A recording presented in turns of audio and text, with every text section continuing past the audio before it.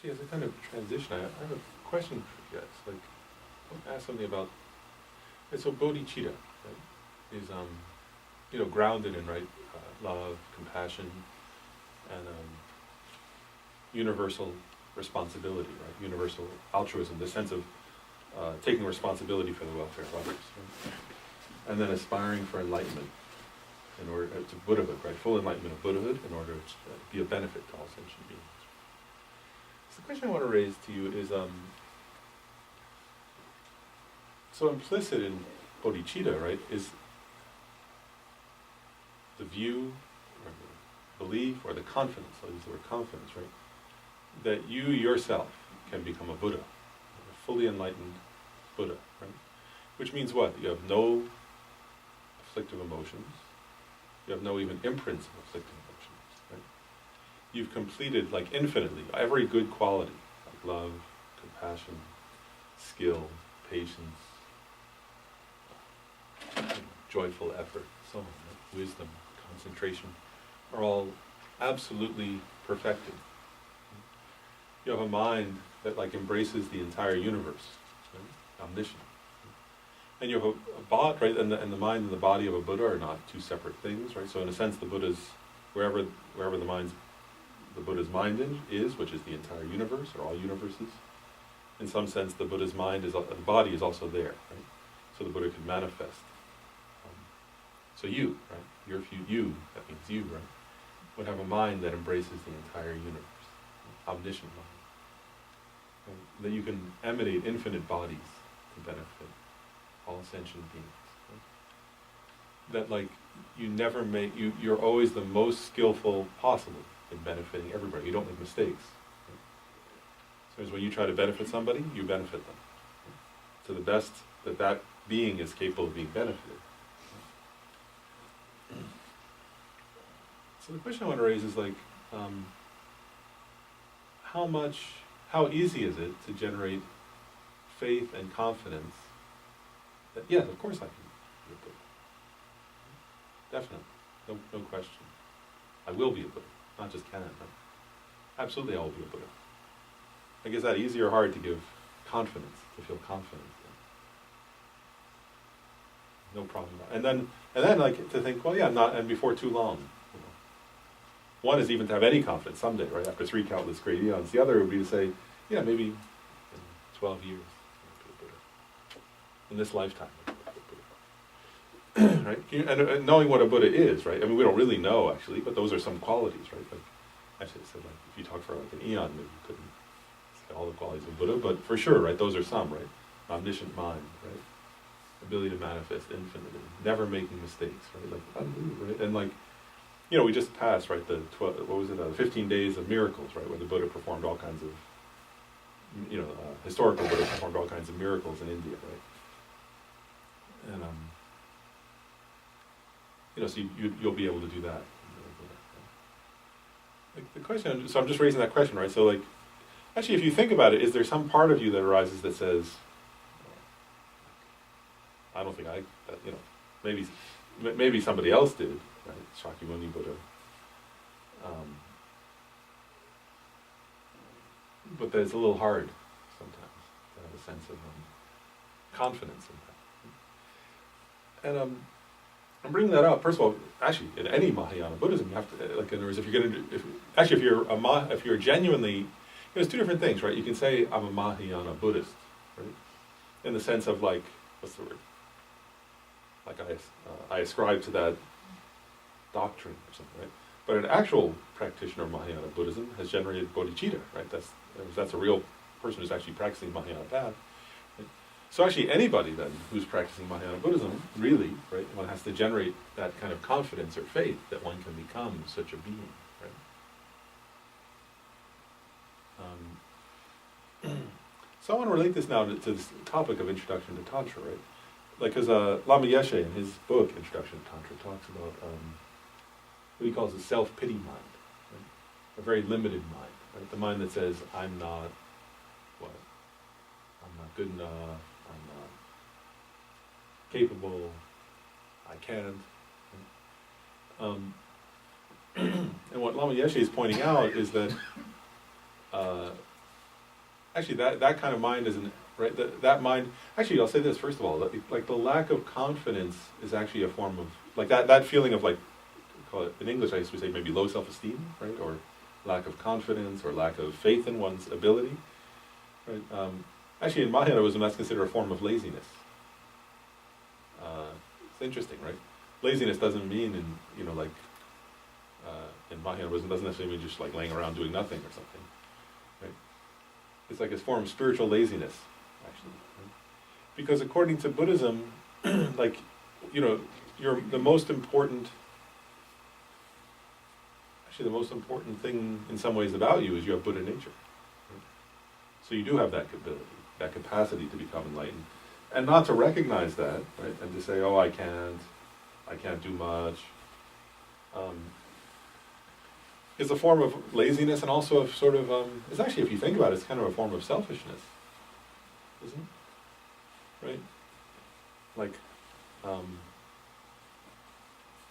it is actually, isn't it? And so,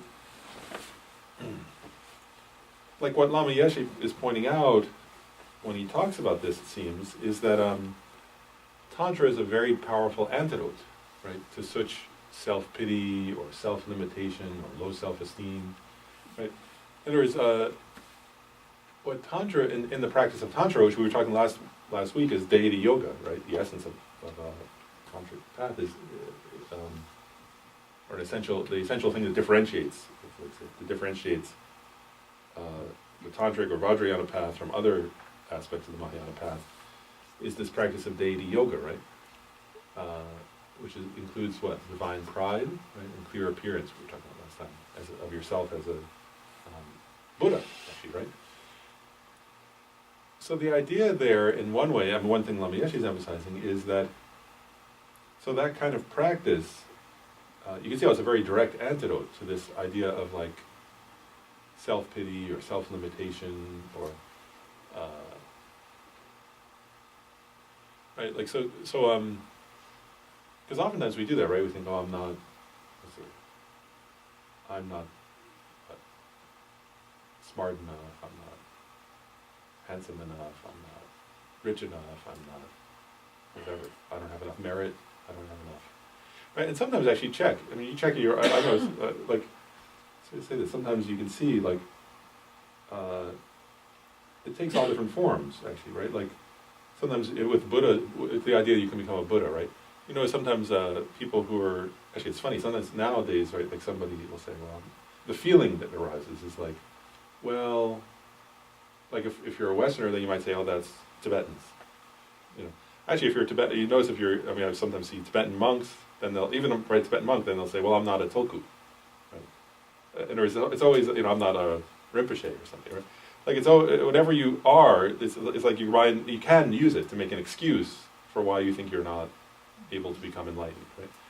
Then somebody could say, whatever, like you can use your race, your gender, your age, right? Oh, I'm too old to become enlightened, I'm too young to become enlightened, I'm too busy to become enlightened. I live in the wrong place. It's always something, right? And actually, what the Tantric path really is saying is, like, actually, Tantra in particular, actually really is very radical in that way. That Tantra is basically saying that's all bull. Like, you're not too busy, you're not the wrong age or gender or race or height or, whatever, the wrong hair color. Right? What Tantra is saying is, in a radical way, right, you can become enlightened, right? You can become a Buddha. And Tantra is even saying you can become a Buddha in this lifetime, which is very radical, actually, right? Like, the idea, like, because, in general, right, say, like eons of time to become a Buddha, right? So I just think it's interesting just to even contemplate that in relation to oneself, right? It's one thing if you read a book and it says, even when you read a book, actually, if you read that, right, if you read any book on Tantra, it'll sometimes say that, right? One unique feature of highest yoga tantras is that you can become enlightened in this very lifetime, in this brief lifetime of Jin. And actually, like, it's easy as you read that to think, oh yeah, and I heard like that Milarepa did that. what's difficult actually is to say they're talking about you, right? They're trying to, I mean, there is that teaching is to challenge your limitations, actually, right? Like, it's not to say, oh, Milarepa did that, but he was some superhuman, and he's kind of like, in other words, if you think Milarepa did that, he's kind of like Spider-Man or something. I don't know, like he's some distant superhero or something. Like, actually, Milarepa himself, like people said, oh, you were somebody in a past life, and he said, don't say that. That's wrong. Actually, it's not a useful way to think. I was an ordinary person, right? I killed people in this early life, right? And then he became a Buddha in that same lifetime, right? And he emphasized that, like, in his thing, that he said, don't think that I'm some kind of, oh, he was enlightened. He was almost enlightened in his past life. He said, no, he said, actually, I killed people, right? I did bad things. His point was what? Like, that you could become enlightened, right? That's why he was saying that. And so I'm just saying this idea, like, that we have to kind of challenge our own, part of, like, Mahayana Buddhism in general, and certainly part of Tantra, is you have to, like, face those self-limiting ideas that you have, right, that are there in us. You have to say, maybe they're not true, actually, right? Like, so it's actually the opposite, right? Like, in the West, and not putting on other traditions, but, there's, like, in our culture, there's the idea of, like, original sin or something, right? Like, we're somehow... And then even science, right? Like some idea of like we're inherent animal nature, or something like that. And right. And what Buddhism is saying is Buddhism has a different view, right? Buddhism is saying your essential nature, right, is what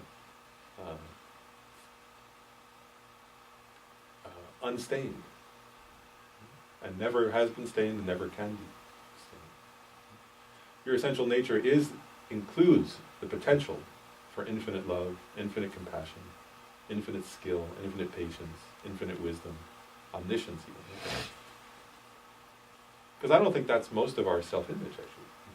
Usually, I don't think that's our self-image. So I'm just saying I think this is part of understanding this tradition, and we have to, I don't know, my own input is that, like, I think we have to face those self-limiting ideas that we have, and recognize them and say, actually, who says they're true, actually? Right? Like, it's just an idea.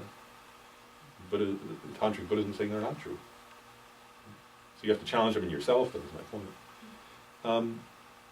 In relation to that, I wanted to bring up then this idea that applies to all classes of Tantra, of Tantric Buddhism, that relates to deity yoga, is called the four complete purities.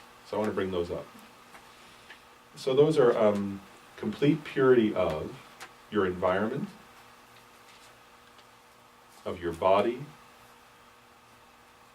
of your resources, or enjoyments, different translations, and of your activities.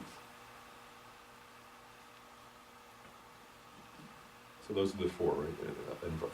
The complete purity of environment, body, enjoyments or resources, and activities. So this is an essential aspect of deity yoga. And remember, we were talking last time about how these complete purities, right? It mean what? That we went through this last time, right? That you dissolve, right, your ordinary sense of those four things, right? You dissolve that into the wisdom, understanding, emptiness. So, or you use your wisdom, understanding, emptiness to allow those ordinary appearances to cease. Right? And then sometimes in the Tantric text it says out of emptiness. Right? Really it means like the wisdom, understanding, emptiness itself arises as pure appearances. Right? So I want to,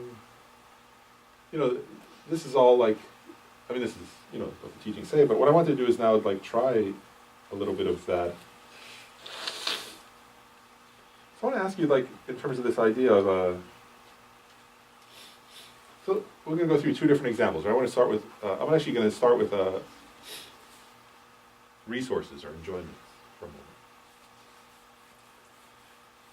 I want to ask you this, like,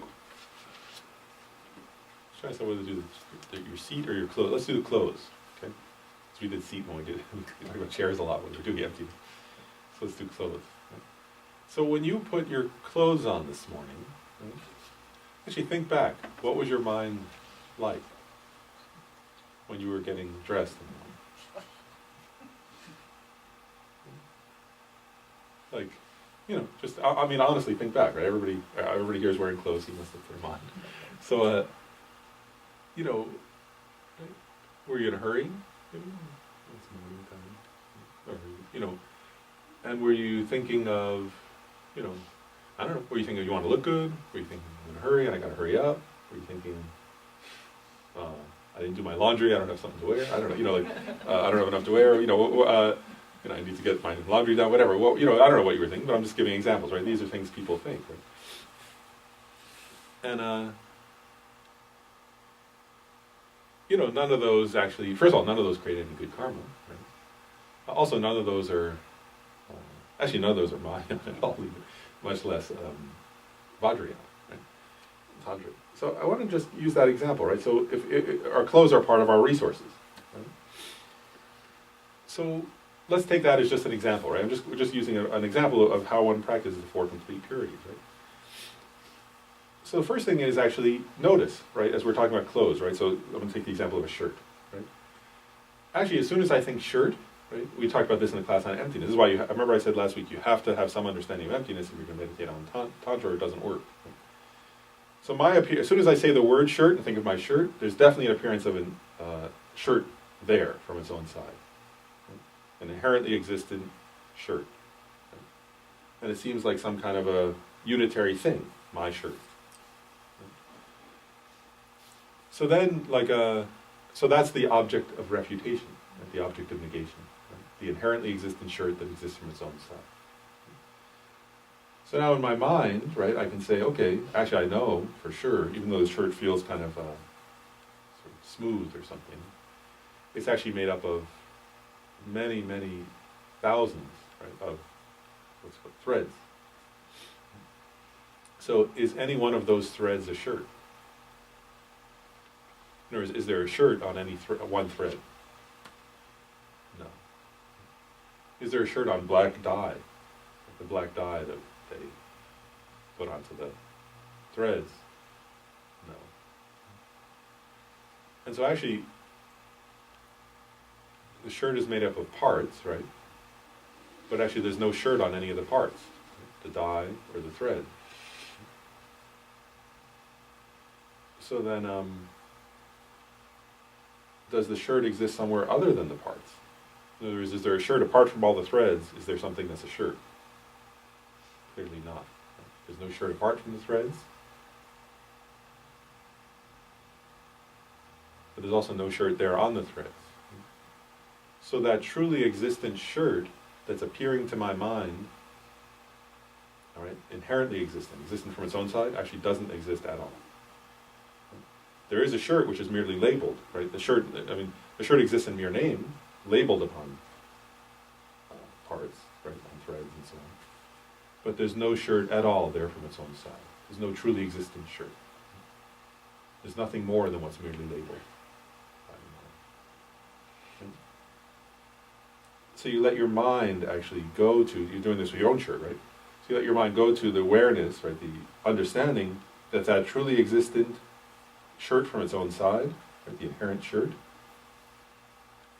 that was the object of refutation, does not exist at all.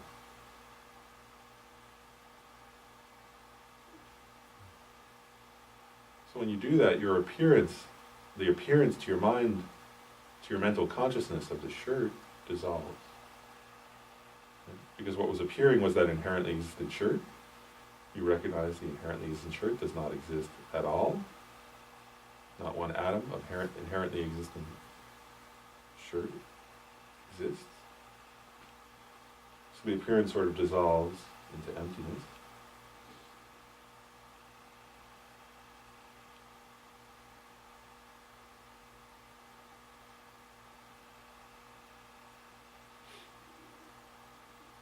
And then if we're going to do tantric practice, right, we'll experiment with now. Let that wisdom, right, the wisdom understanding emptiness, the emptiness of the base, right, shirt, basis of emptiness is a shirt. So now allow that wisdom to arise. Right? So it's your mind, right? So that wisdom is a mental thing.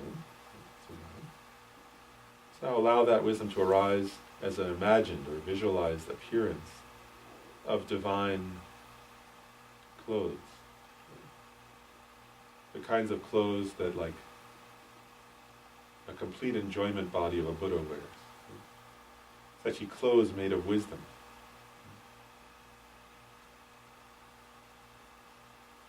So you're imagining now that you're wearing this upper garment of divine silk.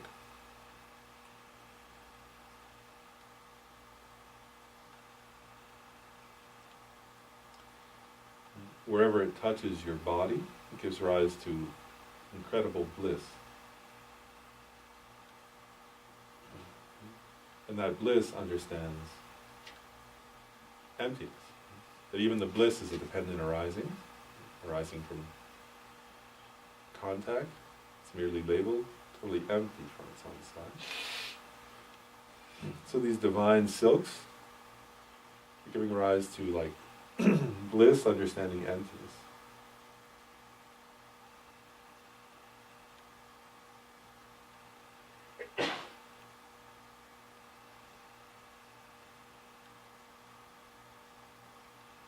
And the nature of those divine silks, right? There's an appearance, a visualized or imagined appearance to your mind of pure, divine clothes.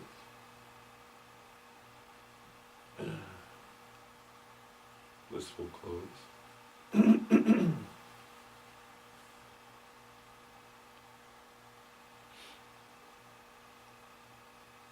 Think, right? These are the clothes of the resultant Buddha.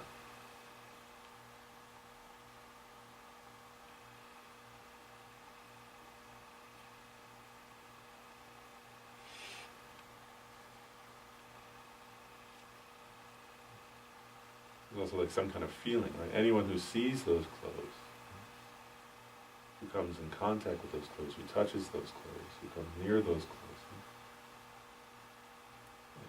receives infinite benefit, because those clothes are made of Buddha's wisdom.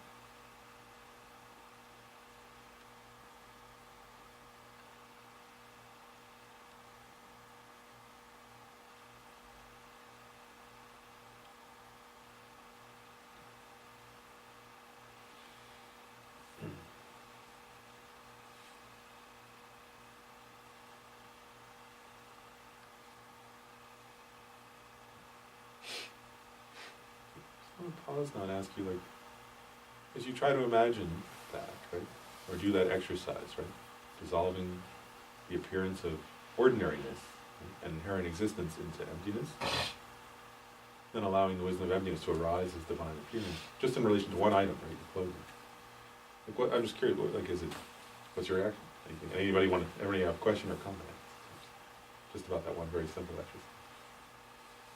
It seems a little bit tricky to think of it as silk and sort of a fine garment and not have some sort of like pride or something because it's so fine, you know, like. Yeah. Say more. What do you mean? So you say pride? Well, because I think about, like, you know, wearing this, you know, it's like beautiful. It's like my own like projections now on what that means. Yeah. You know.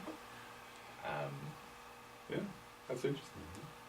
It's still hard to separate, you know, that it doesn't have that inherent quality, I guess.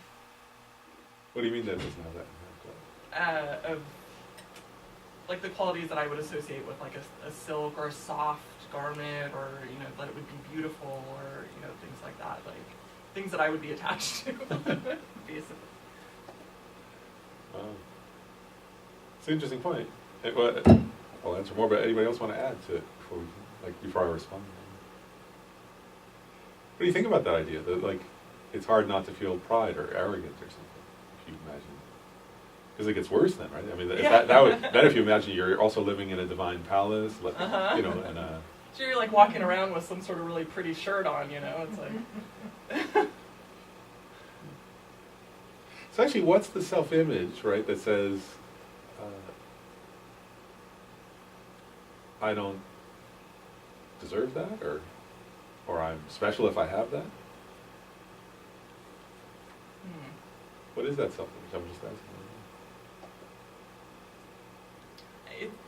I don't know if it might be just like like an attachment to it or something, because the qualities are very attractive to me, and so I lose the idea that it's actually empty, and it becomes my usual. I don't know. This is an important point, right? Like, I think what Jen's raising is a very important point in tantric practice, right? So, actually, I'm going to jump ahead. I'm going to, just to answer your question and to address it in a deeper way, I'm going to jump ahead and then we'll come back. Is that okay? Like, we'll come back, because I want to do more complete purity practice a little bit, but actually I'm going to jump ahead and talk a little bit about the 4 classes of Tantra and 4 levels of desire, because I think it starts to get it in a deep way what Jen is asking about or talking about. And so what I want to say is this, so in, yes, so one way of classifying, right, is that there are 4 different classes or levels, you could call them, or something, or classes of Tantra. Each one sort of, what's the word, requiring a more advanced practitioner than the one before it. And I want to connect them to one way that that some masters, including Lama Tsongkhapa, differentiate these levels, 4 levels of Tantra, is the level of desire that you can transform into the path. Because part of Tantra is what Jen is getting at, which is transforming desire into the path. Right? Desire for nice clothes, for example. And I want to say a comment that, again, I'm following Lama Yeshe in this comment, like Lama Yeshe's tradition, right? Is what Lama Yeshe points out is that this realm that we're in Buddhism is called the desire realm. Right? There's also the form realm and the formless realm. But we're all in the desire realm, right? So what that means is, Ken Rinpoche taught about that actually also here at the center before, and what he said was that it's because desire is so prominent, right? Like, in other words, we sometimes give rise to other afflictive emotions like pride and anger, and jealousy, but it's almost like sometimes, it can almost sometimes seem, if you're introspect, that desire is almost always there, right? From the moment we wake up, even in our dreams, right? Desire is always there, so that's why it's called the desire realm, is desire kind of infuses this realm so much. And then occasionally when we don't, we desire something and we don't get what we want and we get angry, right? Or somebody else has what we want, we feel jealous, and then we go back to wanting.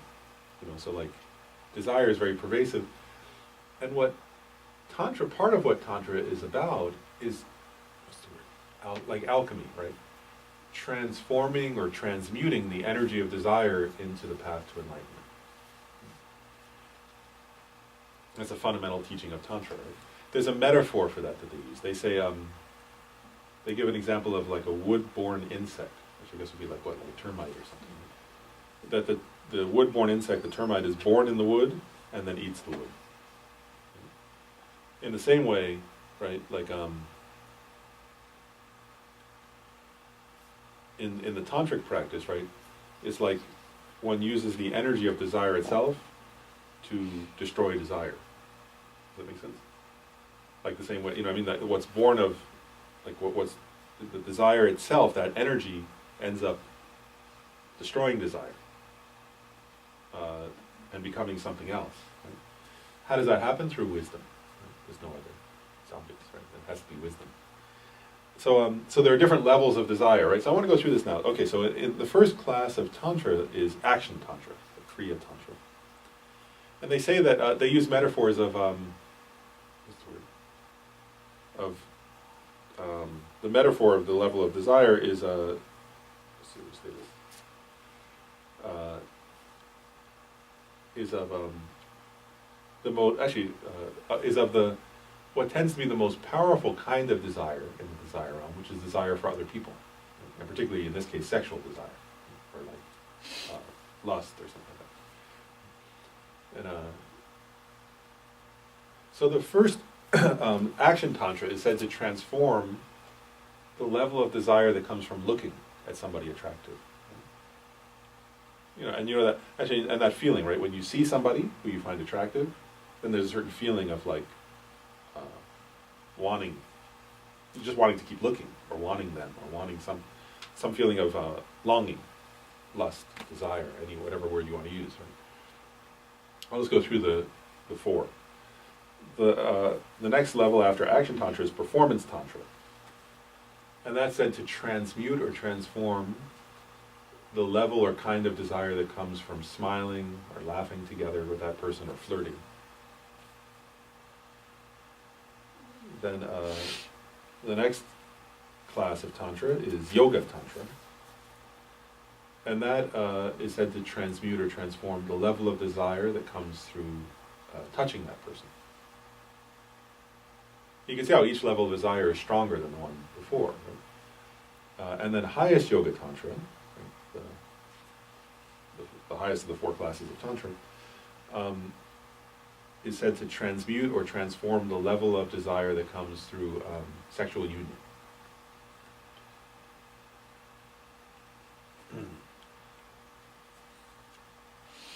And so, now I want to go back to Jen's question, like about, which was a very good question, I think, about using, it wasn't about looking at a partner, it was clothes, right, which is easier.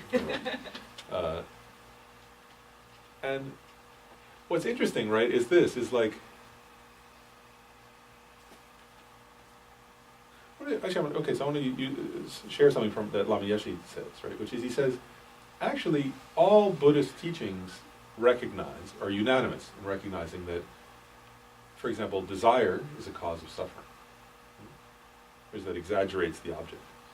But what the different, these, we were talking about like last time a little bit, there are three different ways of breaking down, three different vehicles, right? Hinayana, Mahayana, and Vajrayana, with Vajrayana being a subset of Mahayana. And in a sense, like, each one presents different methods, right? It's a difference in method, not of view, right? All agree that you have to overcome desire if you want to achieve freedom from suffering. Right? So in the, Lama Yeshe describes this actually. He says, so in, like in a, in the teachings of the individual liberation vehicle, right? There are many teachings on like overcoming desire by looking at the faults. So either, like if it's a sexual desire, right, you think of the other person's body and how it's made up of, it has in it, poop, and blood, and pus, and snot, and all those things, right? Which is true. Or with clothes, right, the desire for clothes, right, you would think, you might contemplate, well, first of all, it's going to wear out, it's going to, later it'll be nothing, also it doesn't matter, I'm going to die, right? So the attachment, I think I'm so great that I'm wearing fancy clothes. Well, soon I'll be dead, doesn't matter. My corpse will be rotting somewhere, so what if I put fancy clothes on? Something like that, right? That would be like and those are effective methods of training, right? And they're taught in the lesser vehicle. Right? Then like Mahayana training, right? General Mahayana training talks about, okay, how do you relate to desire, right? So it includes those teachings, right? It's not that those are not included, but it adds more methods on, right? So in Mahayana, there are additional methods, right? So the person could think, the purpose of my life is bodhicitta, to be of benefit to all sentient beings, right? So then when they get dressed, the Mahayana practitioner might think, for example, if they're ready to clothes, right, they might think, well, I'm going to wear whatever clothes are most effective to benefit others, right? So if that means wearing beautiful clothes to attract people so that I can bring them to the teachings, then great, I'll wear beautiful clothes. If that means wearing simple clothes because it's setting a good role model of humility, then I'll wear simple clothes. If it's to wear the clothes of a king because the world needs, a Dharma king, then I'll wear those clothes. If I need to wear a suit and tie and, try to, whatever, seem a certain way to help others, then that's what I'll wear, right? That's the Mahayana training, right? Is you think I'll wear whatever clothes are most effective to benefit others, right? And the same thing I'll go back to the example of the other person, right? In the lesser vehicle training, the main training is thinking of the impurities of the body. Right? In Mahayana, one does that also maybe, but also there's an additional one, right? Which is to think, there are examples of bodhisattvas, right, there are many examples like that, right, where they took a partner, either, actually there's an example of, for example, the mother of Asanga and Vasubandhu, right, where she had sexual partners. She thought, she knew she had some karma to give birth to two of the greatest Buddhist masters of all time, right, to uphold. So she thought, wow, a great purpose, right? So she had Mahayana aspirations to benefit the world. Give me an example. Then in Vajrayana, though, it's different, actually, right? So in Vajrayana, and now we're getting to Jen's, the essence of what Jen was getting at, right? In Vajrayana, first of all, one has to know one's own level, honestly, right? Like, whereas like, so in other words, if somebody says, somebody immediately says, I'm like the highest practitioner, I'll do that, so I'll go out and sleep around a lot, and I'm going to get enlightened, right? Well, that's silly.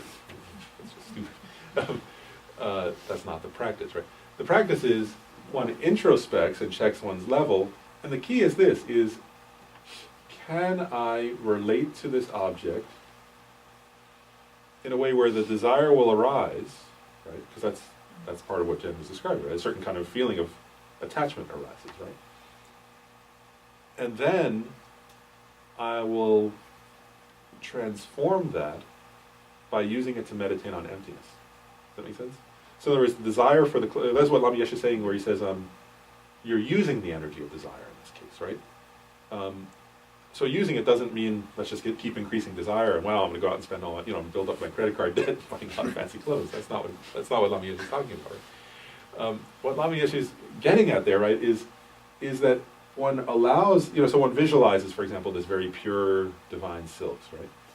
And then one notices the desire starting to rise, and one recognizes, like, there are different ways to meditate, right? But one would be, wow, like the desirer, the desire, and the object of desire are all dependently arisen, totally empty, right? So that energy of desire is arising, right? But it's totally empty from its own side, right? And then one has a kind of energy there, but one uses that energy, right? There's this energy that was desire. This is like the wood-borne insect, right? So there's energy that arises, and then one's turning that energy inward and using it to meditate even more energetically on emptiness, right? And then one uses that wisdom of emptiness that's now stronger to again visualize the divine clothing, right? And then one maybe feels some kind of bliss, like, oh wow, these clothes are cool, or something, right? And then one uses that bliss, one recognizes that's also dependently arisen, totally empty, right? It depends upon, in this case, the visualizer, the visualized, and the act of visualizing, right? It's totally empty from itself. So one has to keep doing that, right? One has to keep using the energy to meditate on emptiness. And you have to be honest with yourself then, right? To say, well, if I can't, that's why this level of 4 levels, I think, is a great, both is literally there in the teachings, but I think you can apply the same thing to other, it's not just about other people, right? There's people you might desire, but it could also apply to cars or shirts or pants or lunch, whatever, right? Is like, you have to know for yourself that there are certain things, right, that will overwhelm you and you won't be able to, right? And that's obvious, right? We all have those, right? Or is there certain things where well, if I start to go there in my mind, then my mind just gets, what's the word? Nuts,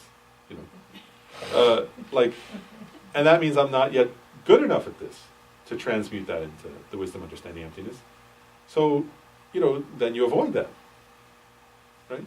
And you use your mind, so you start with, like, I think on a practical level, how do you start, right?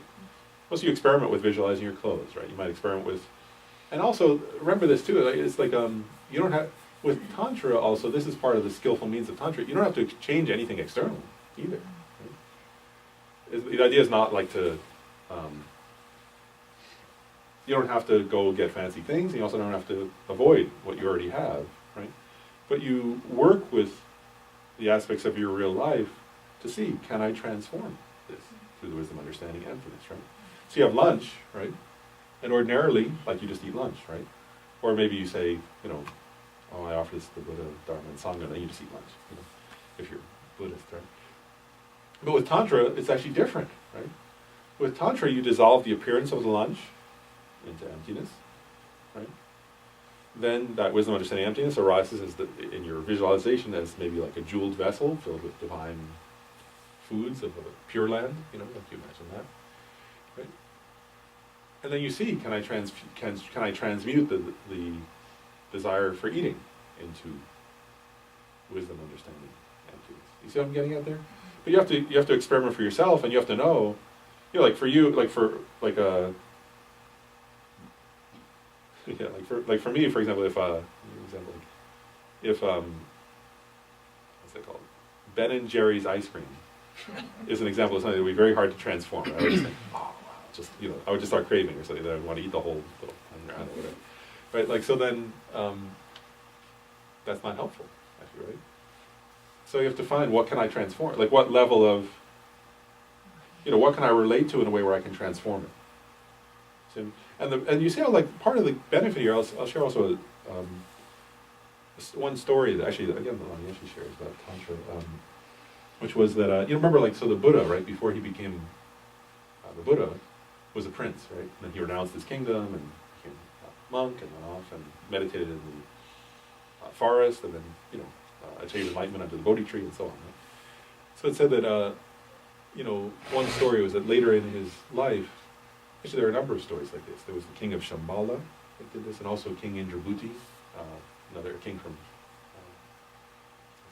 somewhere. I don't know if he's from India or Afghanistan. So now, I mean, where he was king, I'm not sure where that would be.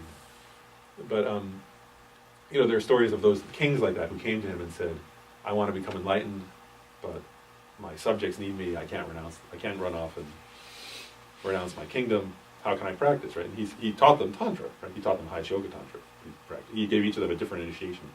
I think one was called a chakra and the other was Guya Samaja. That's how those lineages started. That are still practiced today, right? But what the Buddha said was, well, you can transform your experience of being a king, right? By doing this practice in relation to everything, right? In relation to your palace, your children, your spouse, your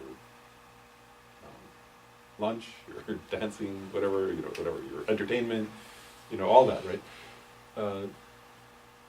But it depends on the level. So so this is an important point, right? So we have to introspect, and it depends on our own level. Does that make sense? And I think that's where that 4 levels of Tantra are great. I mean, teaching on that, but also we can apply that to other objects. Does that make sense? So you turn on a light in a room, right? And how are you relating to that light? See what I mean? Like, can you dissolve the light into emptiness and then have it appear as a divine light that you're offering to yourself as a Buddha, for example, or not? So you have to check. Right? But anything can be that.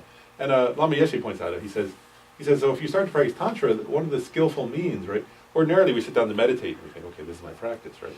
But he points out, he jokes, he says, going pee can be a tantric practice. Like, I thought it's interesting, going to go pee can be a tantric practice. It's true, actually, right? Like how would it, whereas the answer is what can you transform, right? If you can transform that through this method of dissolving it, appearing as divine appearance, and so on, then you're doing Tantra. And if you can't, then you're not. But we can all get better at that. But you see how part of the skillful means is that you can transform everything or anything into practice. That makes sense, right? You're saying dissolve it and then have it appear in divine appearance, and then what do you do? So then, like, the idea would be, right, like, take the example of the food, right? So like I was saying last time a little bit, like, so let's say, for example, you're having lunch, right? So if you were going to do a tantric lunch, right? It's actually interesting, like, if you really are practicing Tantra, how like we sometimes do sog at the center, right? Like some people come Lama Chopa with sog or something. Actually, if you're doing tantric practice, every meal is like a sog. Really. And I'll give an example. So what do you do, right?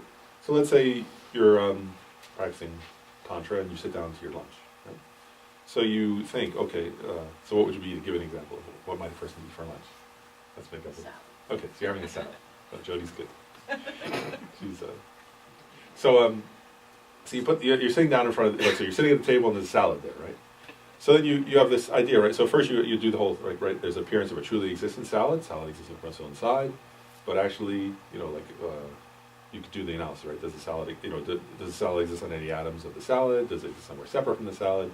So that appearance of an inherently existing salad, you meditate until it dissolves. Right? And sometimes, like people will actually say, right, Om, in their mind, Om Spavava Shuddho Sarva Dharma Spavava Shuddho as they're sitting down to eat, right? They're dissolving the salad. They're meditating while they're saying that, dissolving the salad, ordinary appearance, an appearance of inherent existence, into emptiness. Then they imagine the salad arising as like a jeweled bowl, they're, let's say, who, I don't know, whatever tantric practice they're doing, right? They imagine this divine nectar in front of them. Right? So now, right, they're going to eat, though, also, right? So let's take I'll just give there are many ways to do this, okay, but I'll just give one example, right? So now, like, the person's visualizing themselves as Tara, let's say, right? Or Chenrezig, or Vajrayogini, or whatever. But, like, so that, let's say they're visualizing themselves as Tara, right? So first of all, they're thinking, okay, I'm Tara, not separate from the Guru, not separate from the resultant Buddha, right? And then sometimes that's enough. Other times they might visualize a Tam in their heart that symbolizes their Buddha, their Guru, so on. Right? Then with each bite, right, they're imagining that they're offering that blissful nectar to Tara, right? And who's not separate from their Guru. Right?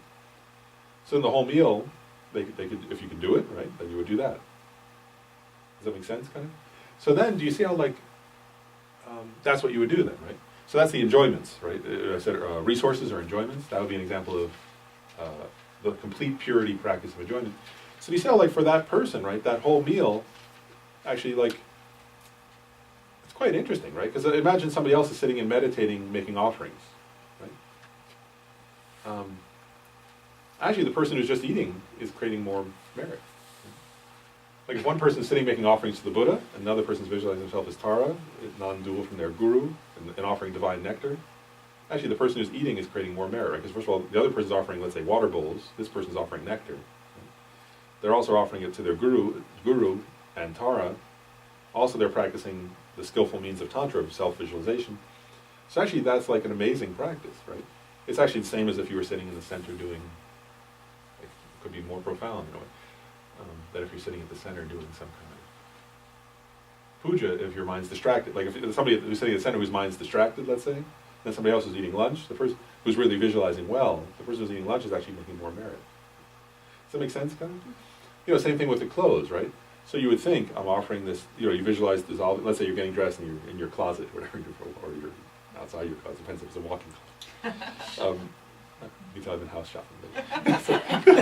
Is it a walk-in closet or is it a house closet? Anyway, so you're at your closet. So you dissolve the appearance of the clothes, right? It's divine silks, right? And then you're visualizing yourself because of the divine purity of body, right? As a resultant Buddha, right?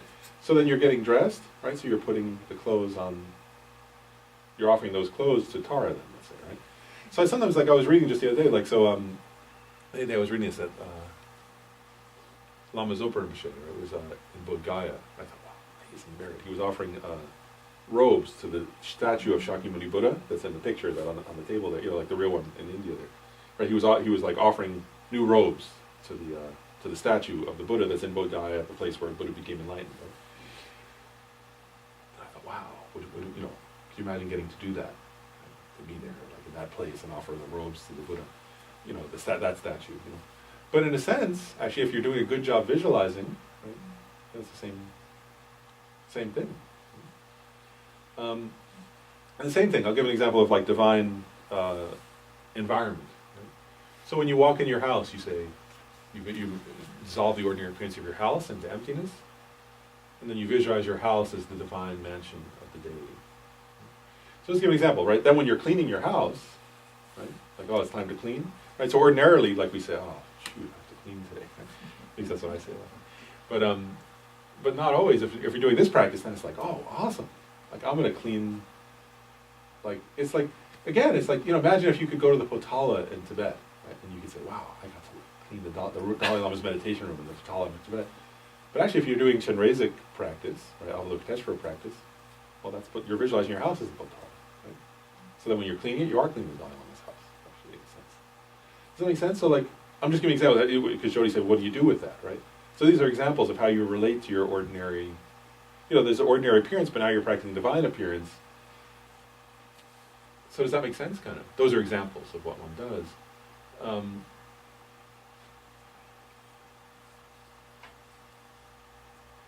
And also, I'll add another, let's say you're not clean, right? Let's say you did that, right? You dissolved your house into emptiness, right? Then your house, I'm just giving you, let's say the person's practicing Chenrezig, Avalokiteshvara practice, right?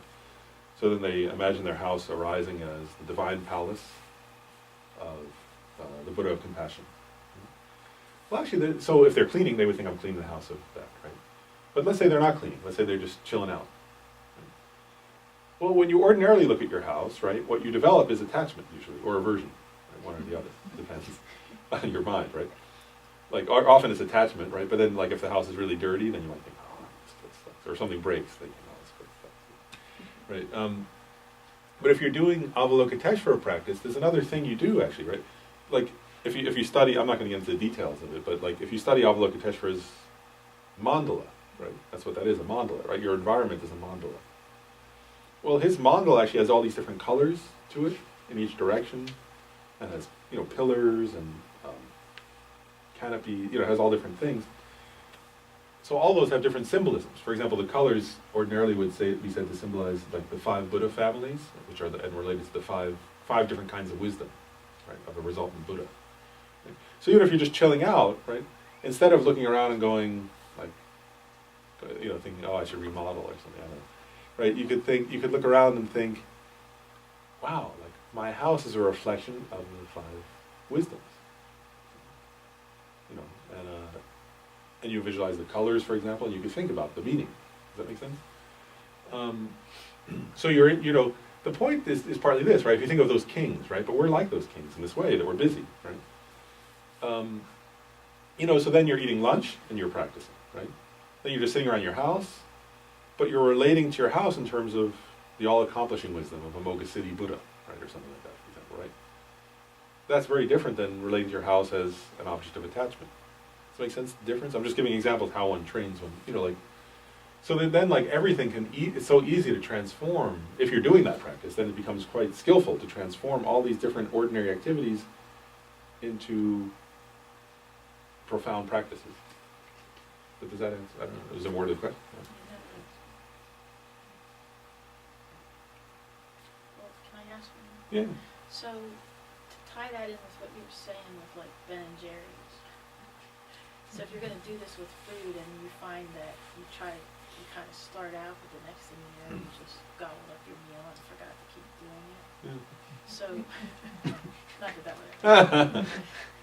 So so you're saying know your level, would that mean like make a plainer meal that you're less likely to forget your practice? It would mean, I guess actually what it would really mean, right, is what? Actually, so we have to check for ourselves in a way. I mean, that there are different options. One would be make a plainer meal, like you said. That's one option, right? Another option is actually to analyze what stops me from doing the practice, right? Is it that I'm, so is it that the meals, is it that I have too much craving for that? Is it that I'm thinking I'm going to practice, divine pride and clear appearance while I'm having the meal on and watching TV at the same time? Not likely to work, right? Is it that I don't make enough time and I'm too hurried, right? And so do I need 3 more minutes, 5 more minutes? I'm not talking about like hours here, right? But do I need a few more minutes to actually do that? So you have to check for yourself what would help me to be successful in transforming this into my practice. Am I multitasking and then, my mind can only do so many things at once, and am I, doing too much and I can't do it? Does that make sense? Like, and the other thing I'll say too, so that's one. Another thing I want to say too is also, if we're beginning, like we're not going to be perfect, right? But also it's like another way of progressing is to say, well, seriously, it's like, Sonny's talks about this kind of thing a lot, like, can I just do it at the beginning of the meal to begin with, right? Then can I extend it to the first bite? Sometimes people can do like they do the offering, right? But then they stop once they start eating, right? So they're saying, okay, well maybe I'll just extend that. Can I start from now on, at least the first 1 bite, then the first 2 bites, then the first 3? Then like maybe I can do it through half a meal. You know what I mean? Like, so you can also build up, and then get better, because we're not, you can't go from never having done that to thinking you're going to do it every meal all the time perfectly. That's not realistic, I don't think. But we can increase our ability to do that through training, right? It's all mental training, right? So we can like do more and more of that, right? You can do it, and then like there are and then like I think you have to graduate. This is just my own experience. I don't know, like some people might be better than me at this, but for me it's helpful like to just think like, okay, can I do it when I first get into my car, or when I first come home, you know, and then how much can I extend that? Does that make sense? Because otherwise it's hard to do it with everything automatically at the beginning. You know, but you can slowly increase by training your mind, by habituating yourself. Do you dissolve the visualization then somehow? Say what you mean. Well, so this is really kind of a logistical kind of question, I guess. But so if you're trying to practice as much as you can throughout the day, obviously if you can't do it the entire for everything, like, you know, if I say, okay, I can do it at the beginning of the meal, do I then, I mean, is it helpful to dissolve that appearance and then go on about your day, or do you try and maintain that appearance? Yeah, I think you do your best to maintain it. Maintain you can. it. You know, the best you can. Do you dissolve it at the end of the day or anything, or are you just trying to keep going? There's for example, actually, okay, so with sleep, there's sleep. Actually, it's funny if you read in the actual tantric commentaries, there's the yoga of sleeping, the yoga of eating, the yoga of washing. There are all these different yogas. So you know, so if you're doing tantric practice, then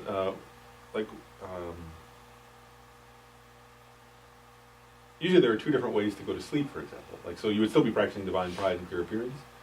So one way is if you're keeping divine pride and clear appearance, there's the method aspect of sleep. If you're doing that, there are two choices. If you're in some tantric, in that one, you would imagine you're laying down on a, let's say, if you were Chenrezig, right, Avalokiteshvara, for example.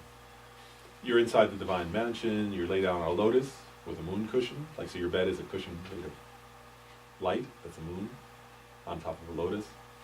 And actually, you could visualize that your guru is there. You lay your head in your guru's lap. Your guru kind of looks at you lovingly, and you go to sleep. It's a very sweet visualization. Then there's the wisdom method of going to sleep, or whatever. There's another word for it again, but and that one you do dissolve it. In other words, so then in that one, as you lay down to go to sleep, you imagine all appearances dissolving into emptiness, and then you sort of go to sleep with that awareness of emptiness. So those are two different options.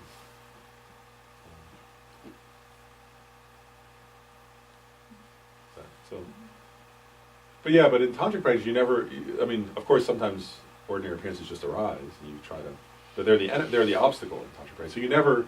In genuine tantric practice, if somebody's really trying to practice tantra, they would never dissolve the. I mean, you might actually if you're practicing Chenrezig and then you want to practice Tara, you would dissolve the appearance of Chenrezig in order to rise with the appearance of Tara. But you don't. There's not a time where you dissolve in order to again appear as an ordinary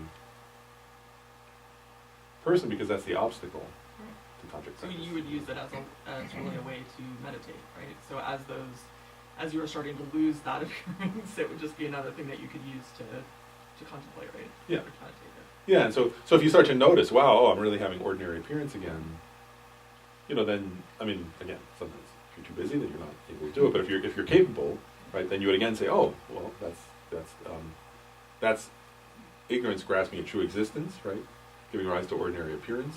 Let me dissolve that. Are we only to imagine or give rise to deities in whom we've had initiation? Ordinarily, yeah, that's the ordinary. I guess. So one thing I'll say about that actually is this: is so people understand, in other words, she's asking if you should visualize deities who you haven't had the initiation or only ones you have,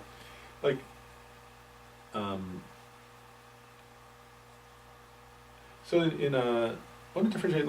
Actually, I want to talk a little bit about these 4 classes of tantra in relation to that question. This is something I want to bring up anyway, just for people to know because in question of initiations and so on.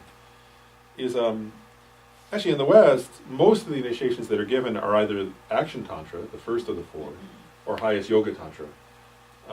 There are initiations of performance in yoga tantra is given occasionally, but that's pretty rare actually. So usually when you go to initiation, in the West at least, my experience has been that the vast majority of the time it's one of those 2 classes of tantra. And so, I guess so in action tantra, there is self-visualization as the deity, and there's also visualization of the deity in front, like floating in space. Does that make sense? There's both. So usually lamas will say that somebody who doesn't have the initiation but wants to do a certain action tantra practice can visualize the deity in front, but not themselves as the deity. Does that make sense? Because then you're not. But usually, if you're going to do self-visualization, then you have to have received that initiation.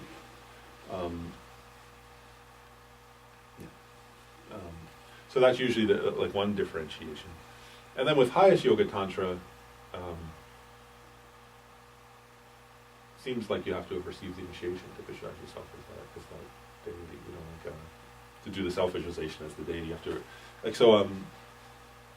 And so also like so this leads to another so again so I think in high yoga tantra I think you're supposed to have received that particular initiation to do that self-visualization.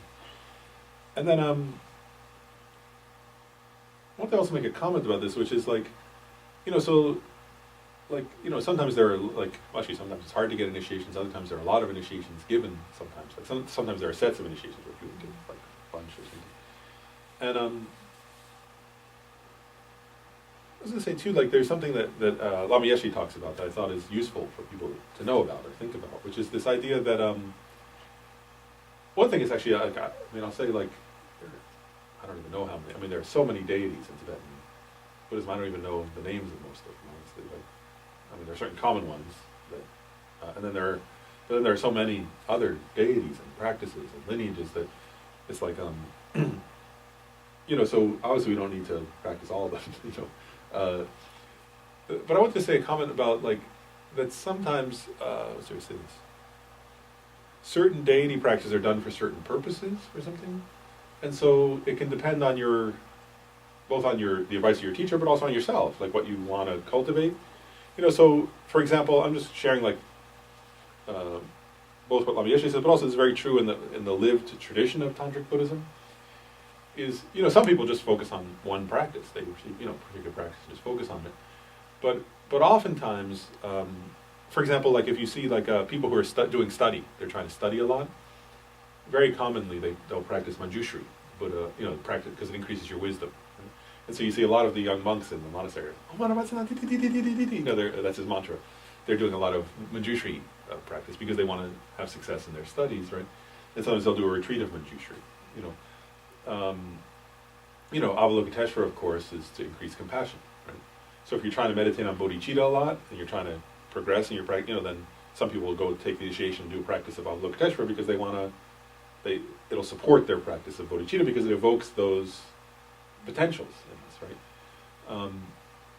There are deities like White Tara, for example, who's associated with many things, but one of them is long life, right? So like there are many examples in history where somebody, had some sign that they might have pass away before they finished they were trying to practice Dharma. They had some kind of health issue where they felt, there's a risk to my life.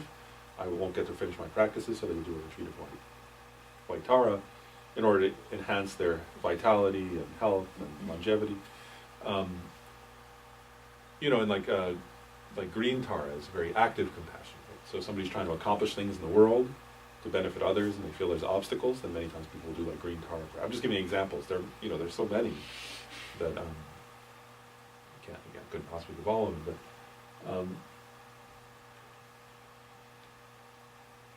and even in the highest yoga tantra deities, again, there are different deities that specialize in certain evoking certain qualities or realizations. So part of that, I guess, is like, if your teacher's giving you a certain initiation or something, but the other is like if and then purification, right? Like Vajrasattva or Miktukpa, who's like Shobhya, is a Tibetan word for the Sanskrit, like Shobhya. Those are practices that people often do to purify. Then there are some practices, also the Miktukpa one is to benefit others at the time of death, for example. Right? Then medicine Buddha benefits others at the time of death and for healing. Right? So sometimes, if you have the opportunity to receive initiation of medicine Buddha, and you do that practice, then it can be very helpful. For example, if you're with somebody else who's sick, for example, and you can do the practice for them, or somebody's dying, then to be with them and do that practice has more power if you've had the initiation and do that sadhana or something. So I'm just saying, like, it's up to you. Everybody has their own choices. If I want to practice or not, you can do whatever you want. But that's part of the tradition, is that like there's a tendency to sort of do certain practices for certain purposes, And then there's an idea, that it's like eventually to have maybe a main practice. It's like the one you do most, but then other practices for certain purposes. That's also normal to do. And can you just pick and choose, right? Or I'll pick and choose in what sense? well, I guess would there be initiation there would be like a commitment where you should practice this every day? Yeah, that's another good question. Like, so it is smart to ask, like, to be sure you know what the commitments are before you go, because sometimes lamas will say, "I'm giving this initiation, and say 3 mantras a day." Right? Well, that's pretty easy. So other times, though, you can go and they'll say, "We'll do like a." It's possible to go to initiation and they'll say, "We'll do this 1 hour or 2 hour long practice of the day every day." Well, then you really want to think carefully. If that's your main practice or something, and you're about to go on a retreat, and you want to, then that's really excellent. But and also one is like it depends on the teacher. Actually, that's really it depends on the guru or the teacher. So you really want to check, what the commitment is. Because I said there's two different things. Like one is the vows, right? And I'll say that too. I said this last time. I just want to be clear that for action tantra initiations, the vows or commitments are you take refuge, or you have to be Buddhist to do it, right? And you take the bodhisattva vow, which is actually very serious, but many people have already taken the bodhisattva vow in another context, so then you take it again in that initiation. And then the lama may or may not give some, like Lama Zobrumshe often will give some commitment on action tantra initiations where he'll say, and recite some mantras every day, or do a 1-week retreat of that deity sometime in your life, things like that.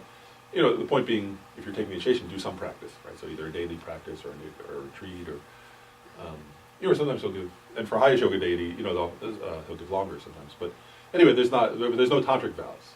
But then in highest yoga time, jumping ahead to that third class, in that one you take refuge, bodhisattva vows, but you also take tantric vows, which are a different set of vows, and samayas or commitments, or something like that, to do certain practices. So that usually includes the 6-session guru yoga, if you take it in the Glugpa tradition, which is like a short daily practice. But some lamas will also give a whole sadhana to do. Most don't in the West, because they know people are so busy. But some lamas do, so it's good to ask. Because you don't want to have like, actually I've known people who did this, so like, what you don't want to do is take a whole bunch of, because you're making a vow when you do that, right? To like your guru, so you don't want to take a whole bunch and then realize, oh, I took too many and now I can't keep my vow and I'm not going to do it. That's a bad karma. So better to look up front and then not, if it seems like it's too much or you're not confident you can do that many practices or do that commitment, then you just don't go. Like, that makes sense, right?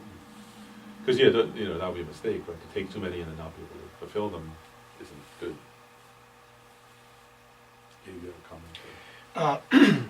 No, it was a question about, because you were talking about, we know like the practices of different deities and emphasize different things that we want to bring up or work with.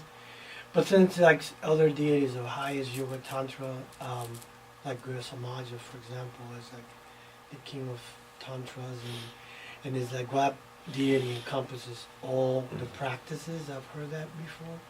But does that refer to like all the practices like compassion and like sort of each, or does that pertain to all the practices of completion stage and the 2 stages? Does that refer to that, or does it refer to? I guess, I mean, in a sense it refers to both, I think, because, like taking the example of Gurya Samaja that you asked about, I mean, first of all, definitely, Gurya Samaja is very complete in its practice of the generation and completion stages, right? But also, like those different, the aspects of Gurya Samaja's body, the deities, and the mandala, I mean, do in a sense include, all the qualities of Buddhahood, so in that sense that's true. Yes, I think both are true.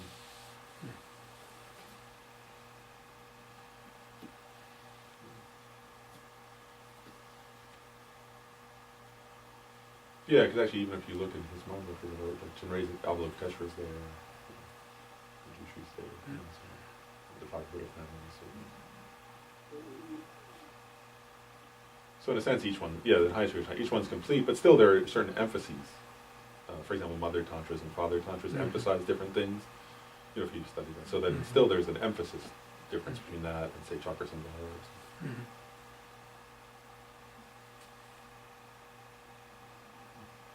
Yeah, other comments or questions?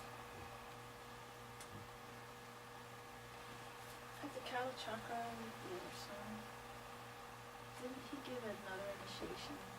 White Tara. White His Tara- Holiness gave was White White Tara. Tara? Mhm. Yeah, His Holiness gave White Tara initiation at the end. With no commitments? Or am I not doing I that? don't remember. I don't remember right now if he gave a commitment. Does anybody remember? I don't know. I don't recall. I don't think he did, but I don't remember for sure. I don't think he usually His Holiness doesn't give a commitment with that. Just kind of threw that one in. But yeah, oftentimes. That was good. I don't remember a specific commitment. I mean, the Bodhisattva vow was there, but you'd already taken that in the Kala Chakra. So, Yeah. So how does one, I mean, other than coming to this class, and I don't know what the rest of the classes will hold for us here, but on this topic, so if you take an initiation, you know, at least in my experience, my very limited experience, it can go by, it seems quickly to me, and there's a lot of details, and it's hard for me to kind of really understand everything and then to be able to practice it properly, right? And like, how do you learn all these different, like what you're talking about? Like, I haven't gotten this kind of, you know, color commentary, if you will, or this level of detail. And you can read books, but I mean, like, what's the best way to? I'll say my own view on that personally. You know, well, I think it's actually this is in accordance also with what Trisha says. It's like, so, in a way, I mean, you know, so, like, in some sense, Vajrayana or Tantra is like a secret practice in a way, right? And so in a way it's tricky because you can't study too much, you know, without taking initiation and so on. But in general, I think the idea is this, is so, you know, if you're interested, if you have like some interest in faith and devotion to Tantric, or to Vajrayana, right, then I think the way, you know, like, so, I mean, first one has to do, like we said last time, first one has to train the preliminaries, right, like, you know, refuge, renunciation, bodhicitta, and emptiness, right? And then when one feels ready, or one checks with one's teacher or something, and one takes like an initial initiation, right? First of all, like, I want to say this too, like, whereas if you just attend an initiation, but you don't do your best to visualize what the teacher's saying and imagine and follow, you know, listen and follow the sequence, then you don't receive it. Like, so in other words, somebody could be at an initiation and just like, you know, be like daydreaming or something, you know, not really trying to follow along, and then they're not receiving it, you know, like a little kid who's there, you know, something who's just like playing, they don't receive the initiation just because they're in the room. And the same would apply to us, like if we don't do our best. But then, I want to say the sequence to answer your question, this is just my own experience with that, but I think it's accurate, is that, like, so first, let's say one receives a certain initiation, right? Well, first of all, like, one hasn't studied much, so it's going to be, you know, one may have a hard time even understanding all the details of the initiation process because it's complicated. But that's how everybody has to begin, right? Unless you're a very sharp faculty person who somehow, you know, can have some kind of, you know, you did it in past life, you have some kind of vision or something, you know.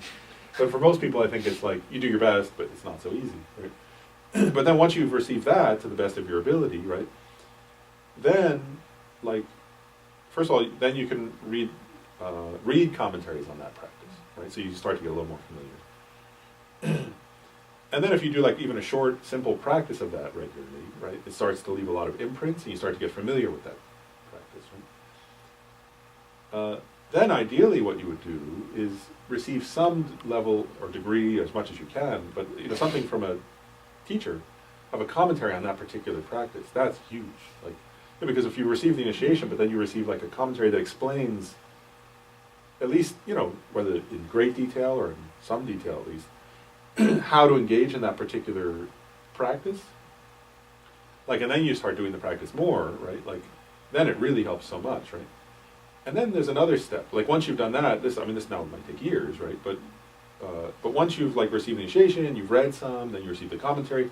If you receive the commentary, then you read, and then you like reread, let's say, that book, then it'll help so much, you know, because your teacher explained it to you, you know. So then when you read it, because Tantra is like a little bit, almost like, so we say, some tantric texts are a little bit of a veiled language.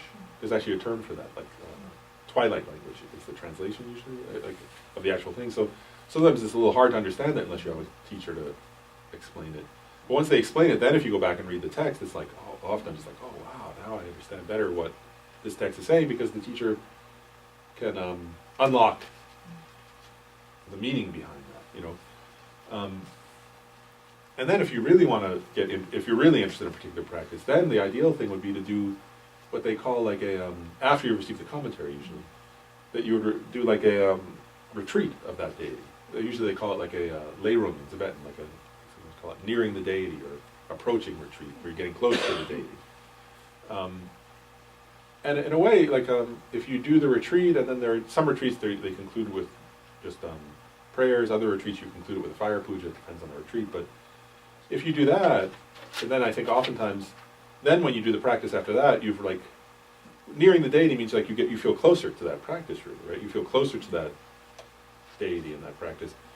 And if you get to do that retreat, then you can really, you know, then your daily practice I think becomes much deeper, you know, because now you've received initiation, you've read about it, you receive commentary, and then you do the retreat, right? So now when, you know, the retreat doesn't mean you're done, right? It means like, it's almost like the retreat is like, what's the way to say it? Like, you know, then you kind of almost like know really much better how to do the practice, right? And then you can really do it in daily life much more effectively or something. So, you know, then some people do the retreat more than once in a particular practice too. You know, that's up to you. But I just think like if you really want to get deeply into a practice, you know, then that would be the way, is to do that sequence. You know, then you can continue, you know, reading about it.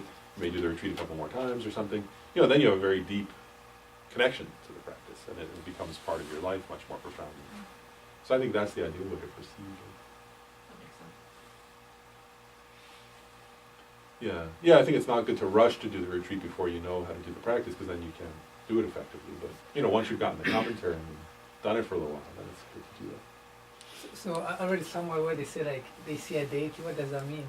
See a deity? Yeah. Now people say I was reading like from the liberation in the palm of your hand when Boka said like some people want to see a deity. Oh yeah. And they say that's you know it's better to cultivate bodhicitta than want to see Yeah. a deity. So what does he say? I mean. What does it mean to see a deity? Yeah. Who says that people get excited when they see a deity? They could get, and then it's like that it's better to develop bodhicitta than. So what does that mean? What it means? Actually, What does it mean to see a deity? to see a deity. Actually, I'll tell a funny story first, and I'll answer your question. I just wanted to tell. It was just fun. Yeah. One time there was this. It was actually like a. There was this lama from Bhutan, actually, who was here in the DC area one time, and he wasn't my teacher. He was like we were friendly. You know, he was a nice guy, and we were hanging out one day, and he was a wonderful person, really fun guy. But so anyway, he was saying that he had a friend who had done a practice of one of these like wrathful deities, you know, and the person was doing a retreat of that practice, you know, and they wanted to see the deity, you know, like that, and they were doing the practice and saying their mantras and prayers and things. And they said then suddenly the person, I think the person like had their eyes closed maybe, I'm not sure if I remember the details exactly, but I think they had their eyes closed, and suddenly they heard like a loud sound and smelled something like, almost like smoke or something like that, and they opened their eyes and they had a vision of the deity, where the deity was like, I don't know, as big as a house, you know, like it was flame, you know, like kind of like some of the deity's picture with flames and a wrathful looking face, and the deity was kind of staying there like you know, humongous sort of vision of this giant wrathful deity, and the deity said, "What do you want?" And the person was so freaked out they said, like, "I don't want it to hide." And the deity said, "Okay," and then disappeared. and then the person said, then this lama said to me, he said, "So remember, like, if that ever happens to you, say, I want to achieve the worldly and the supreme attainments of Buddhahood." He said, "Don't say," he said, "remember, if you ever have a vision of deity, ask for worldly and transcendental attainments, not for something stupid." I thought that was really funny. But, so that's what, that was a fun thing. But, he was funny, that one. But, anyway, so, I guess like sometimes people have this idea like that they'll see either sometimes like in their dream they'll see, like if they're doing like a lot of practice of a certain deity, that they'll have a dream of that deity, or they'll have a vision like this monk who was doing the retreat. He had like an actual vision where he saw that deity right in front of him, But I'll make another comment on that. So that's what that means, is you have either a very vivid dream of the deity, or you actually, sometimes people actually have like a visual, Like a visual, you see like an A image vision. in front of you. yeah, they actually see something, I think. In front, like Yeah, yeah. But I'll make a comment on that just because I think it was it's been helpful to me, actually, that Gyue Kensho Rinpoche, when he was teaching Tantra at the center, he said something which I thought was very profound, actually, which he said, if you go into a retreat thinking that you want to see the deity, and that's your motivation, that's a bad motivation, actually, right? That's not even that's not even close to bodhicitta. That's like self-centered motivation. And he said the sign of a successful retreat is not that. He said the sign of a successful Kensho Rinpoche said the sign of a successful retreat is if you have less self-cherishing and less self-centeredness, if you have less ignorance, if you have less afflictive emotions, and more good, love and compassion and kindness and wisdom. He said that's the sign of a successful tantric retreat.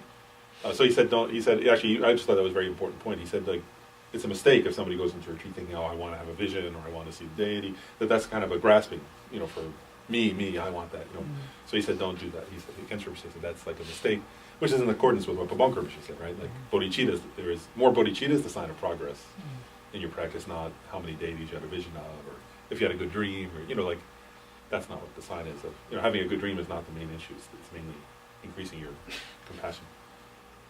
But I think that's what it means, though, having a dream, or sometimes you have people actually see something. Yeah. That's an interesting discussion. Any other? it sounds like Tantra is too much. You have to have too much faith. You have to have faith. Yeah, it sounds like Yeah, Tantra requires a lot of faith, yeah. For it to work, you have to have faith. And actually, I'll say a comment, though, like what we were saying earlier, you have to have faith in your teacher, right, and the tantric practice. But in a way, with Tantra, you also have to have faith in your own ability to become enlightened, too, right? You have to have faith in your own potential, also, So you have to have faith in all those things, or else I don't think it can work. Seems like that, right? You have to have faith in all those.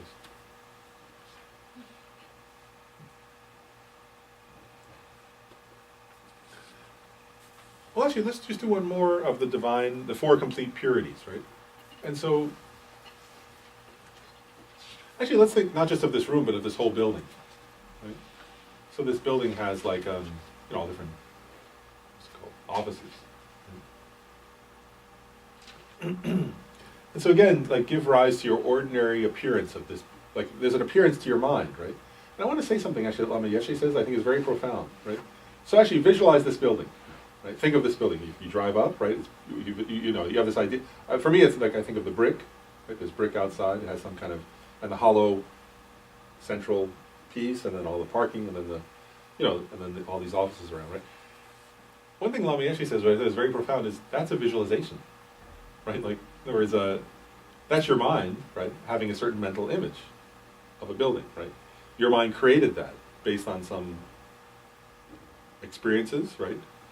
And certain experiences, I say, right? Your mind created a visualization of that building, right? And actually, so let's do this, right? So you have a visualization of this building. Right? Now, and that visualization that seems like it's inherently existent somehow in the building, right? You don't think that's just my mental image, you think that's the building. Right? But actually, that's a mental representation, right? A mental image, a mental, whatever, yeah. That's your visualization of the building, let's say it that way. Okay. So actually, like, does that mental image of this building, right, which seems to be inherently existent, actually exist on any of the atoms of the building?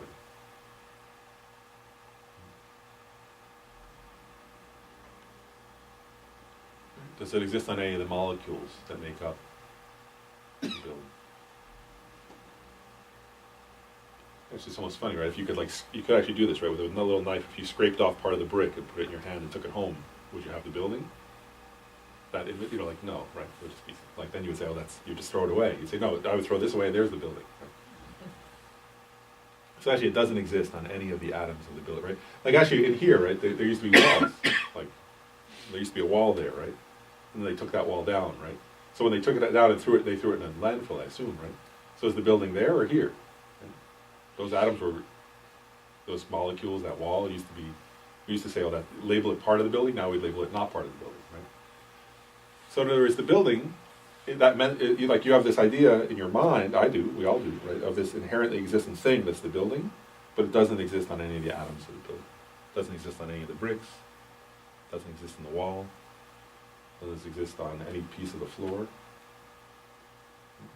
It also doesn't exist somewhere other than the building, right? Like other than the parts. Right? That idea of that building, if I try to find it as something inherently existent, like if I took away all the pieces of the building, right, it wouldn't be still here somehow, right?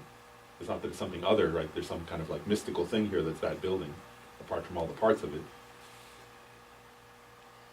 So actually that idea of an inherently existent building existing from its own side, right, that I have this mental image of, doesn't exist from its own side. Actually, right?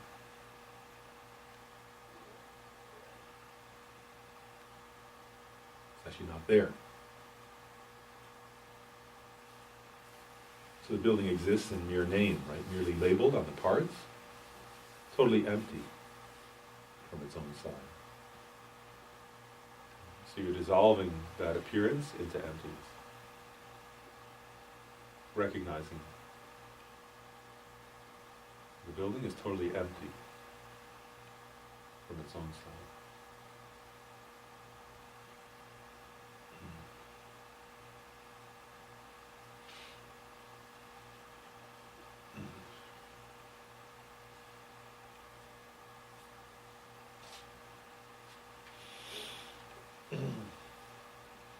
So then, right, like imagine, right, visualize that wisdom understanding emptiness now arises as a divine palace.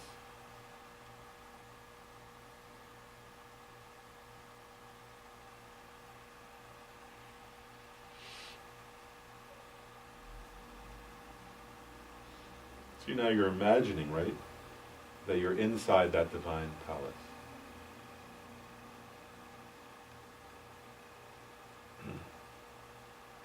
A mandala, a divine realm of an enlightened being. Perfect and pure, radiant, made of light. Totally like blissful. More wonderful than the finest palace of ordinary appearances. More marvelous than like the Taj Mahal or the White House or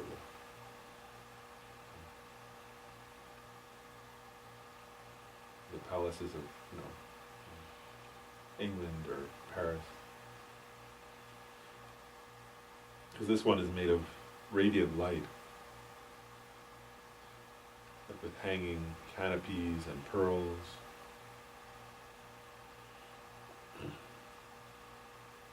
like jeweled ledges made of like radiant jewels.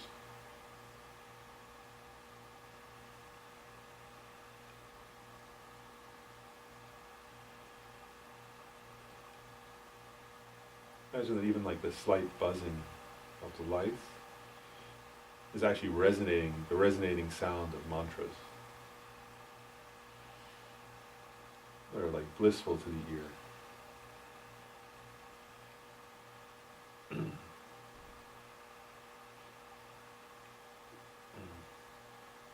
They're just looking at the walls and the divine canopies and so on, like brings incredible like bliss, like being in the most sacred, most divine of all places.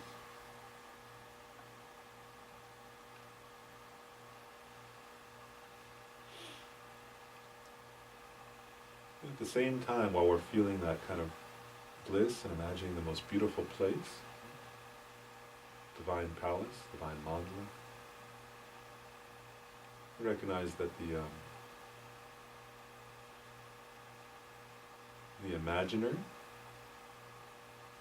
the imagined, and the act of imagining are dependent, right? Dependently arisen.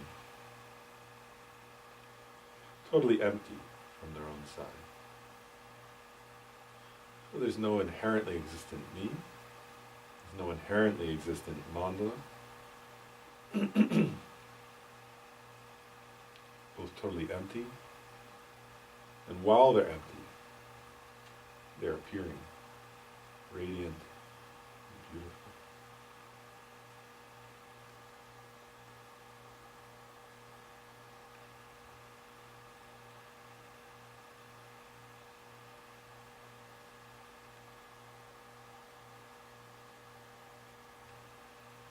The I that's the self that's viewed, and the mandala that's being viewed, are merely labeled.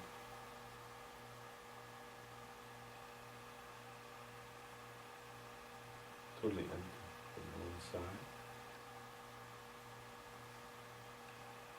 Even the divine mandala, right, is made up of parts. And then there's a label on the parts. It's not inherently existent. And while it's empty, it's appearing. Divine, beautiful. While it's appearing, it's empty.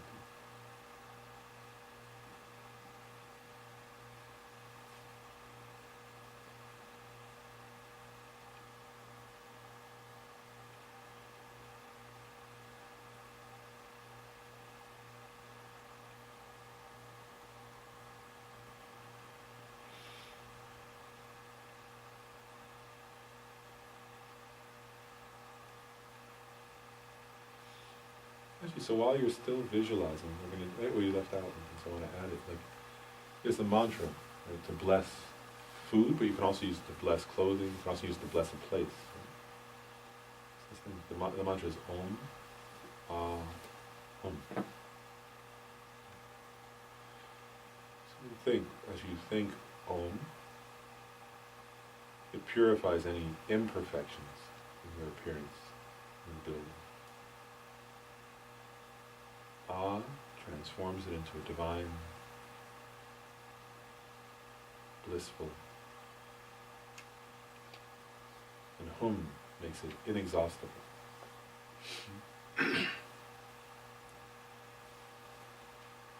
Om, Ah, Hum. Om, Ah, Hum. Om, Ah, Hum. And then you're offering, right, this divine, blissful palace, this mandala, to the resultant Guru, Buddha, deity. And of course the Guru, Buddha, deity feels unbelievable bliss, because their nature is first of all blissful, and the object being offered is blissful and pure. The offerings being done purely with awareness of emptiness, of the giver, the receiver, and the giving. So you're offering this divine mandala palace purely, and the Guru, Buddha, deity experiences incredible bliss, understanding emptiness in relation to that offering. And you also experience bliss, understanding emptiness.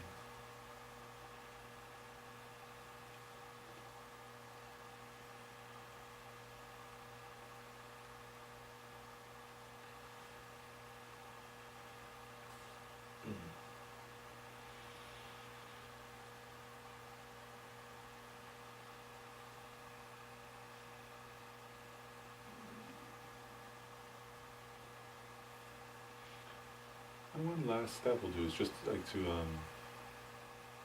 include divine activities. Right? So while you're still abiding in that pure mandala, blissful emptiness, you yourself are empty from your own side, yet appearing. You can imagine the divine activity. So you imagine from your heart, radiating out light rays to all sentient beings. Right, so you're in the center of your mandala, radiating light rays to all beings out of compassion. And as the light rays hit those beings, as it reaches them, they all transform into resultant time, guru, Buddha, deities. So each being, right, all infinite beings, right, your light rays reach them and they fulfill their ultimate potential, their deepest potential for liberation and enlightenment. So imagine just for a moment now, right, this sense of sacredness, right, that all beings everywhere are visualizing in accordance with their deepest potential as enlightened deities. As you yourself are also an enlightened deity inside the divine mandala. And every place actually becomes divine mandalas. Everyone dwelling in divine paradises.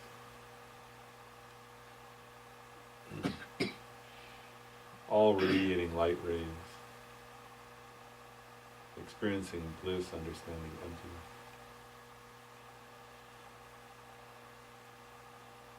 Everyone totally filled with compassion. Everyone's wisdom perfected.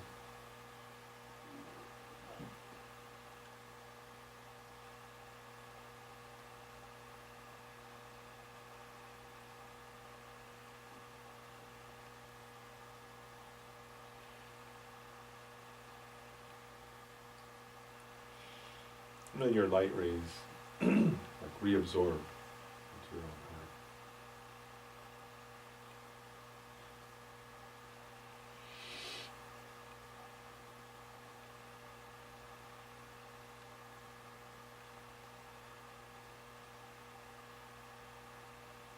Just for another couple of moments, imagine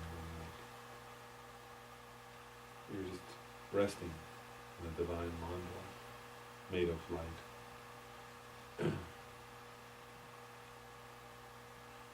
Which is merely labeled, totally empty on its own side.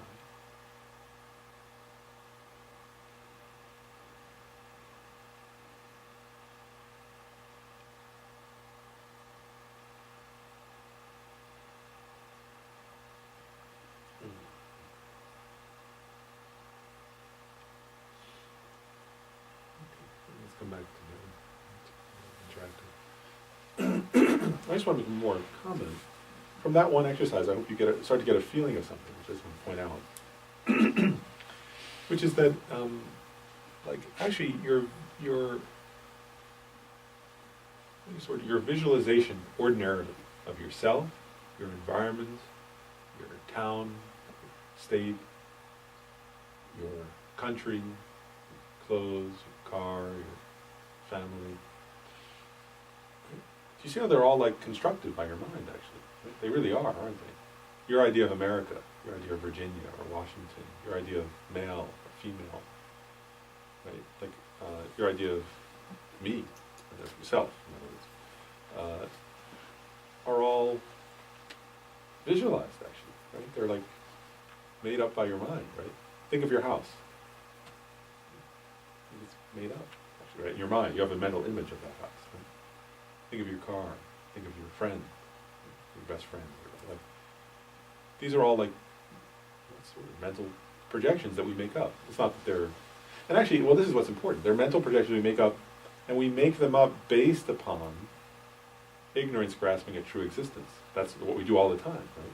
So we're always having ignorance grasping at true existence, right? Of self, of house, of car, of road, of restaurant, of drugstore, of supermarket, right? Whatever, right?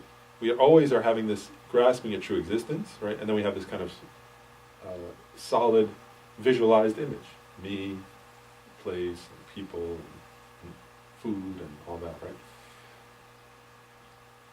And that's samsaric existence, right? And what we're doing here is we're transmuting that, right? We're creating instead, we're substituting for those mental images, pure divine mental images, right? That are, this is the important part though, that arise out of not grasping at inherent existence, but that arise out of understanding emptiness. Because if you don't have the emptiness part, Lama Zopa Rinpoche says, then if you practice Tantra without any understanding of emptiness at all, then you're just creating another version of samsara, right? You're just creating more samsara in your mind. You're substituting one samsara for another samsara. And that's what Lama Zopa Rinpoche points out. He says, but if you, we don't have to be perfect, right? But if you use whatever level of understanding of emptiness you have now, right, to meditate and then give rise to those divine appearances, then you're just then what you're doing is you're substituting samsaric ordinary visualization. You're stopping that, and you're substituting a different kind of visualization, right? That's divine, that's based on wisdom, understanding, emptiness, and that's really important, right? And you say so you're always visualizing. It's just a matter of, do you want to visualize based on ignorance and impurity, or do you want to visualize based on wisdom and purity? That's the question. That's one of the questions of this tantric method. So, point out. Any last one or two last questions before we dedicate? Or comments?